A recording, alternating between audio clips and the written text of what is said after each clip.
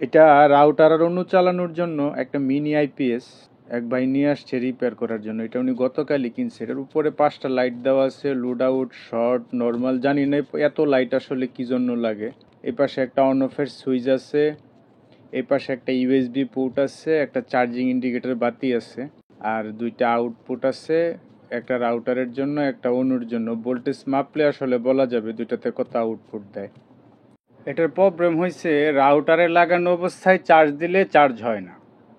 এটার সাথে একটা চার্জারও আছে, 12 ভোল্ট 2 অ্যাম্পিয়ারের চার্জার যদিও, কিন্তু আসলে এটার যে বিল্ড কোয়ালিটি আর ওয়েট, এটা মনে হচ্ছে না যে 1/2 অ্যাম্পিয়ারও সাপ্লাই দেয়। তবে ওই ইউপিএসটা এটা বেশ ভালোই ওয়েট আছে, এবং অন করলে এটার উপরের 2টা লাইট জ্বলে ওঠে।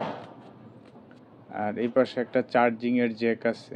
এটার সমস্যা হয়েছে চার্জে লাগানো অবস্থায় এটা চার্জ হয় না। মানে যদি ওই রাউটার আর অন্যতে লাগানো থাকে তাহলে এটা প্রপারলি চার্জ হয় না, কিন্তু এটা বন্ধ করে আলাদা করে চার্জ দিলে, চার্জার লাগাইয়া, তাইলে আবার ঠিকঠাক চার্জ হয়। পরে আবার রাউটার অন্যতে লাগাইলে ব্যাকআপও দেয়, ভালোই চলে, খারাপ না। কিন্তু এটা চালু অবস্থায় বা রানিং অবস্থায় চার্জ হইতে চায় না। এটা এক্সট্রা রাউটার অন্য থেকে খুইলা বন্ধ করে তারপরে চার্জ দিতে হয়। তো ডিভাইসটা এটা রিপিট দিয়ে একেবারে ফিক্সড করে আটকানো। আমি এটা রিপিট দুই সাইডে 2টা রিপিট দেওয়া খুইলা নিছি। রিপিটের উপরে আবার কস্টিপ দেওয়া ছিল। ভিতরে দেখবো, আসলে আমারও প্রচণ্ড কৌতূহল, কারণ অনলাইনে চারপাশে আমাদের কিন্তু এইসব মিনি আইপিএস বা ইউপিএস দিয়ে ভরে গেছে। অনেকে নিজে বানায়, অনেকে কিনা নেয়, অনেকে অনলাইনে বিক্রি করতেছে। এটার ভিতরে 4টা 1860 লিথিয়াম সেল দেওয়া আছে। আর এটার যে সার্কিটটা আছে, এটা টোটালি দেশে তৈরি একটা বাংলা মাল। তার মানে রাউটারের ইউপিএস চালানোর জন্য কিন্তু দারাজে বা মার্কেটে অ্যাভেলেবেল সার্কিট আছে, যেগুলো 150 টাকা থেকে 400-500 টাকা কিনতে পাওয়া যায়, এবং বেশ ভালো মানের সার্কিট।